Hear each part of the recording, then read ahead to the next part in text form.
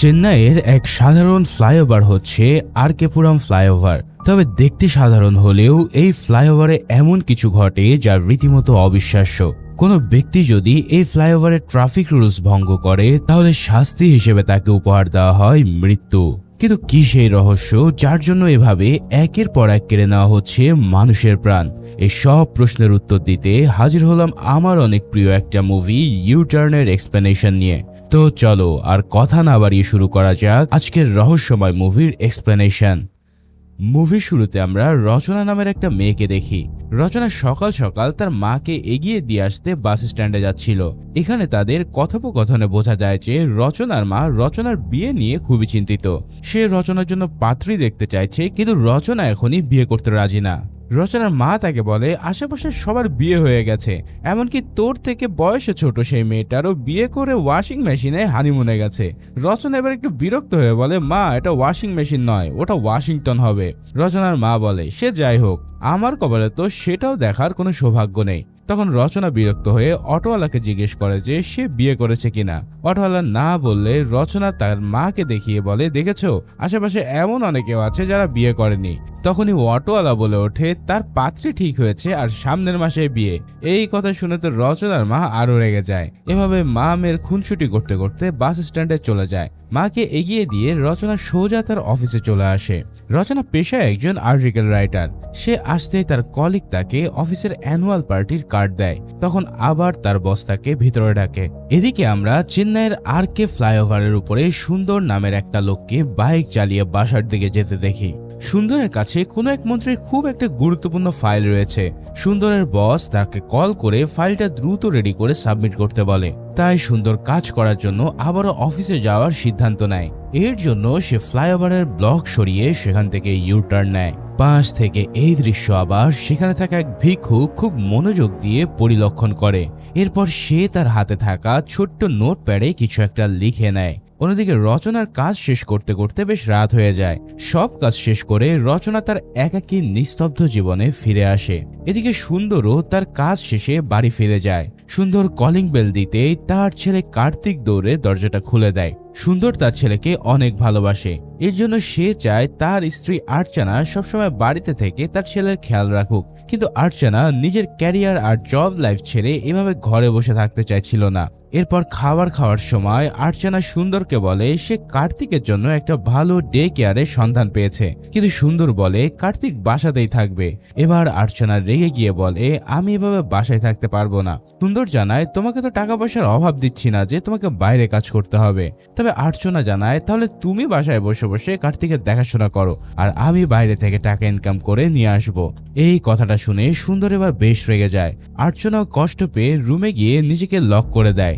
রাতে সুন্দর ঘুমিয়ে পড়লে আর্চনা চুপি চুপি কার্তিককে নিয়ে নিজের বাবার বাড়িতে চলে যায়। আর্চনা বেরিয়ে যেতেই অদৃশ্য কেউ একজন যেন সুন্দরের রুমে প্রবেশ করে।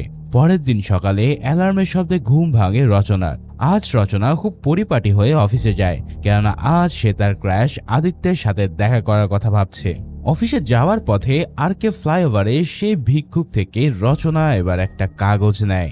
এরপর তার আইটি ডিপার্টমেন্টে থাকা কোন এক ফ্রেন্ডকে সে কল করে আর ওই কাগজে থাকা নাম্বার দিয়ে ডিটেলস বের করতে বলে। কিছুক্ষণ পর রচনা আদিত্যের সাথে দেখা করতে যায়। আদিত্যের রচনার অফিসেরই ক্রাইম ডিপার্টমেন্টে জব করে। সে আদিত্যকে জিজ্ঞেস করে, কিছুদিন যাবৎ আরকে ফ্লাইওভারে অনেক অ্যাক্সিডেন্ট হচ্ছে, এই ব্যাপারে তার কাছে কোনো তথ্য আছে কিনা। জবাবে আদিত্য জানায় এখন তার কাছে এমন কোনো তথ্য নেই, কিন্তু সে চাইলে বের করে দিতে পারবে। সে রচনাকে জিজ্ঞেস করে সে কেন এই তথ্য খুঁজছে, সে তো আর ক্রাইম ডিপার্টমেন্টের না। জবাবে রচনা জানায় সে এই অ্যাক্সিডেন্টের ব্যাপারে একটা স্টোরি পাবলিশ করতে চায়। এরপর বের হওয়ার সময় রচনা ইচ্ছে করেই আদিত্যের টেবিলে তার ফোন রেখে আসে।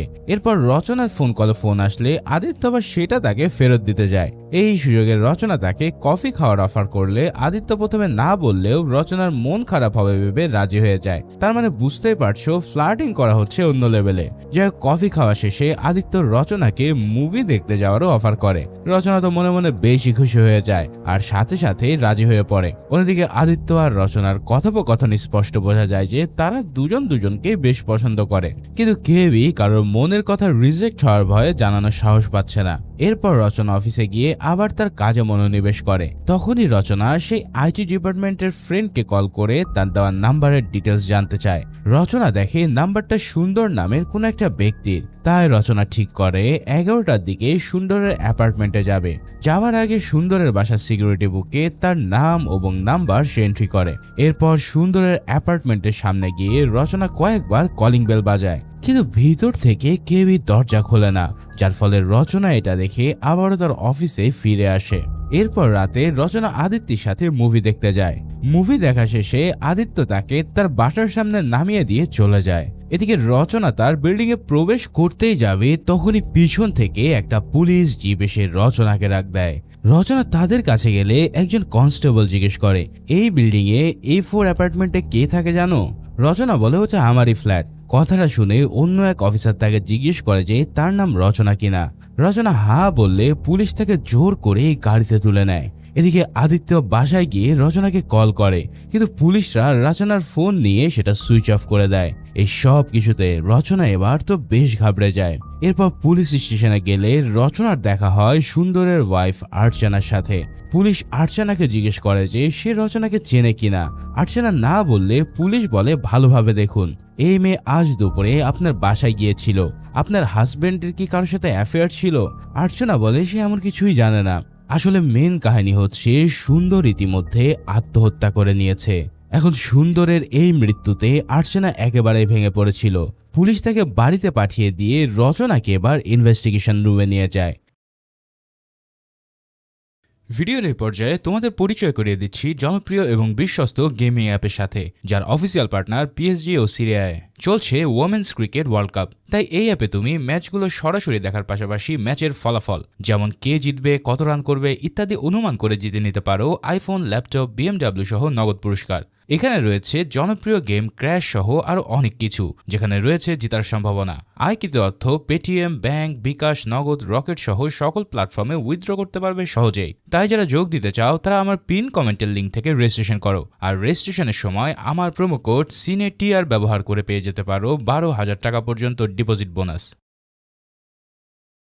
সিনিয়র পুলিশ অফিসার রচনাকে জিজ্ঞেস করে, তুমি সকালে সুন্দরের ওখানে কেন গিয়েছিলে?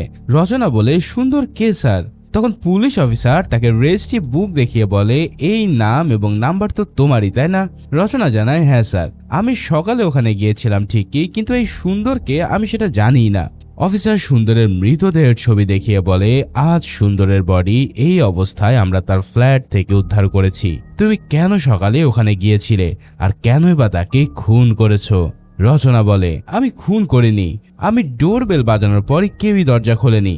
আসলে আমি একজন রিপোর্টার, আমি একটা স্টোরি লেখার জন্য মানুষের ইন্টারভিউ নিচ্ছিলাম, তাদের মধ্যেই সুন্দরও একজন, তাই আমি তার ইন্টারভিউ নিতেই সেখানে যাই। অফিসার জিজ্ঞেস করে কিসের স্টোরি আর সুন্দরের সাথে তার কি সম্পর্ক। তখন রচনা বলে, RK ফ্লাইওভারে অনেকগুলো ডিভাইডার ব্লক রয়েছে, তবে কিছু মানুষ সেই ব্লক সরিয়ে ইউটার্ন নেয়। তারা যাওয়ার পরে ব্লক সেখানেই পড়ে থাকে, যেটা অপোজিট ডিরেকশন থেকে আসা গাড়িগুলোর জন্য খুবই রিস্কি। আমি শুধু সেই সকল মানুষদের ইন্টারভিউ নিতে যাচ্ছিলাম যারা ওখান থেকে ইউটার্ন নিয়েছে, আর সুন্দরও ছিল তাদের মধ্যে একজন। অফিসার জিজ্ঞেস করে, তুমি কিভাবে জানলে সুন্দর ওখান থেকে ইউটার্ন নিয়েছে? জবের রচনা জানায়, ওই ফ্লাইওভারের পাশে একজন ভিক্ষুক ভিক্ষা করে, আমি তাকে কিছু টাকা দিলে সেই ইউটার্ন নেওয়া গাড়ির নাম্বারটা নোট করে আমাকে দেয়, আর আমার আইটি ডিপার্টমেন্টে থাকা এক বন্ধু গাড়ির তথ্য বের করে আমাকে দেয়। এই সব কিছু শুনে অফিসার জানায়, এই ধরনের বাচ্চামি গল্প আমাকে শুনিও না, তুমি যাকে খুন করেছো সে সাধারণ কেউ নয়, সে মিনিস্টারের CEO। রচনা তাদের বোঝানোর চেষ্টা করে সে কিছুই করেনি, কিন্তু সিনিয়র অফিসার নায়েক নামের এক পুলিশ অফিসারকে রচনাকে রিমান্ড হোমে পাঠানোর অর্ডার দিয়ে সেখান থেকে চলে যায়। এদিকে নায়েক রচনাকে রিমান্ড হোমে পাঠাতে আসলে রচনা বলে, স্যার আপনি অন্তত আমার কথা বিশ্বাস করুন, আমার কাছে সুন্দর ছাড়াও আরো 10 জনের ডিটেলস আছে যারা ফ্লাইওভার থেকে ইউটার্ন নিয়েছিল। আমি তো সবারই ইন্টারভিউ নেওয়ার কথা ভাবছিলাম, কিন্তু সবার প্রথমে আমি সুন্দরের কাছেই যাই।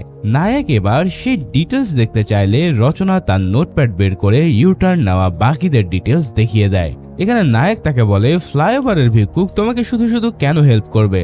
জবে রচনা জানায়, প্রত্যেকটা ইউটার্ন নেওয়া গাড়ির নাম্বারের বিনিময়ে আমি ওই ভিক্ষুককে 100 টাকা করে দিই। নায়েক তাকে জানায়, আমি সেই ভিক্ষুকের সাথে দেখা করতে চাই। তাই রচনা এবার বলে সে ফ্লাইওভারের উপরেই থাকে। তখন নায়ক প্রভাকর নামের এক পুলিশ অফিসারকে অর্ডার করে রচনাকে নিয়ে সেই ফ্লাইওভারে গিয়ে ভিক্ষুককে তুলে নিয়ে আসতে বলে। এদিকে অন্য আরেক অফিসারকে বলা হয় রচনার ডায়েরিতে থাকা প্রত্যেকের নামে কোনো কেস রেজিস্টার